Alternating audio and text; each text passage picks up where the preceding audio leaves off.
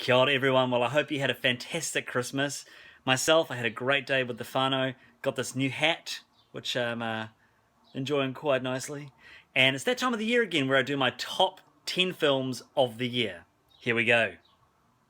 Number 10 is Into the Woods. It's based on the play by Stephen Sondheim, who also did Sweeney Todd, and it's directed by Rob Marshall and the team behind Chicago. So it's a lot of fun. A lot of people who were going in expecting a Disney-style fairy tale story were a little bit puzzled by it. But if you know the play, then I think it's a really good translation of that material. And I had a lot of fun watching it twice at the cinema. Number 9 is Dope. Now, Dope is a film that not many people know about. It reminded me of a Baz Luhrmann film, like Romeo and Juliet or Moulin Rouge, or an Edgar Wright film, Scott Pilgrim vs. the World, Hot Fuzz, Shaun of the Dead, and its frantic pace and the way that it mashed up a number of different styles. It's a lot of fun and worth your effort. Number 8 is Jurassic World. Now, I am a massive Jurassic Park fan. I've watched the other two sequels many times, even though they're not the greatest. And I felt that Jurassic World was a great film. It did a good job at being nostalgic without it being corny, and it managed to echo the original film while also telling its own story. It's a great action-adventure film that I highly suggest. Number 7 is Everest. Now, this is based on the true story of a group of people that went up Everest in 1996, and many of them died. Now, I read the book before watching the film, and the book is fantastic, a really good book. And I was really impressed with the film. I thought they did a really good job. They adhered to the true account pretty much completely. There was one little change they made, which it was a plot point, and it made sense to me why they changed it. And it's very sad. It's a really sad story, but they did a really good job at bringing that story to life and putting it on the screen. And it made sense to me why they made a film of it. It worked. Number 6 is Star Wars The Force Awakens. Now, I am a big Star Wars fan, and I was really impressed with this sequel to both the original trilogy and the not-so-great prequels. But J.J. Abrams and his team, they did a really good job at being nostalgic while also bringing in some really interesting new characters, some exciting set pieces, great dialogue, and overall the film just had this really impressive pace about it. I really enjoyed it. Number 5 is The Martian. Now, this is directed by Ridley Scott, who directed my two favourite science fiction films, Alien and Blade Runner, and it's his return to an original sci-fi story since Blade Runner. It's got a great feel about it. The story itself is pretty predictable, but the casting, the performances, the production is so well executed that it doesn't really matter. And I really enjoyed seeing a film where all of the characters are working together towards bringing this character home. There was no kind of sly dealing businessman on the side trying to make a quick buck. There was none of those cliches, and it was a really enjoyable science fiction film. Number 4 is Amy. This is the Amy Winehouse documentary that came out at the film festival this year, and it's really well crafted. The whole film is told through archive footage of Amy Winehouse and her friends and family, and it has voiceovers of various people that are close to her in her life. And it's a beautifully made film. It creates a really clear story about her downfall while also making it very clear her incredible talent.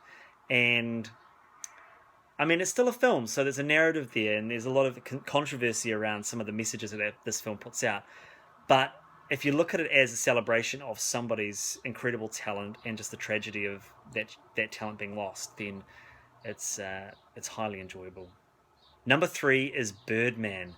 Now, this film won the Best Picture Oscar at the Academy Awards this year, which means it came out in the States last year, but we got to see it in New Zealand this year. And it's one of those films that has a gimmick. The gimmick is that the whole film is told, more or less, in one camera shot. And it makes dramatic sense why they've done that. There's this incredible tension about the film because nothing ever cuts away. The camera moves fluidly through these different scenes. And brilliant performances, really well paced. It's a masterpiece of a film. Number 2 is Inside Out. Now, I cried in this movie. It's a Pixar film about emotions, and they did such a brilliant job. What impressed me the most was their ability to tell two simultaneous stories that both affect and influence each other. So you have the story of Riley, the young girl who's moving to a new home, and all of the different emotions and choices that she makes that go along with that. But then you've also got her emotions inside of her head, which they are both influenced by her choices and they influence her choices. But it's a story of joy and sadness who get ejected from headquarters. A lot of great puns in this film. And they have to find their way back to headquarters, ultimately understanding who they are in terms of emotions more. It's a great film. I don't want to give away too much, but well worth your effort.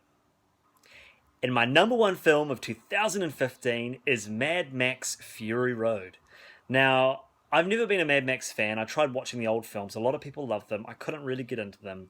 But I went along to this film anyway because visually it looked really impressive. And it is a brilliantly told film. Limited dialogue. The whole film is told just through the visuals, and you have to pick things up. Nothing's explained to you, which is really satisfying to watch as a viewer. And the whole film is effectively a chase and then a race. And yeah, as I said, beautifully shot. The colors are incredible. There's a lot of golden, oranges, and greens and blues. George Miller, who directed it, he said that he wanted this post-apocalyptic film, desert film, to feel as colorful as possible, and they really achieved that. Tom Hardy as Mad Max does a great job. He's the brooding sideline character. And Charlize Theron as Furiosa is just a powerhouse. She's done such a brilliant job at creating a vulnerable but strong character that carries this film, really. And I had so much fun. I went to the cinema twice to see it. The music is brilliant. The sound effects are fantastic. And it's just one of those adrenaline pumped thrill rides that you don't see that often. Not in a way that's actually satisfying and intelligent and keeps you wanting more. So Mad Max Fury Road is my pick for number one. There you go, my top 10 films of 2015. If you haven't seen them, I highly suggest going and watching them, checking them out over the summer period. And if you have any other ideas or any other films that you appreciated and you think, why aren't they on this list, or I'd put that as number one, then let me know. I love hearing about what other people are watching and why they're loving it or why they're not liking things. It's what I live for. So all the best. I hope you have a happy new year. And until next time, ka kite.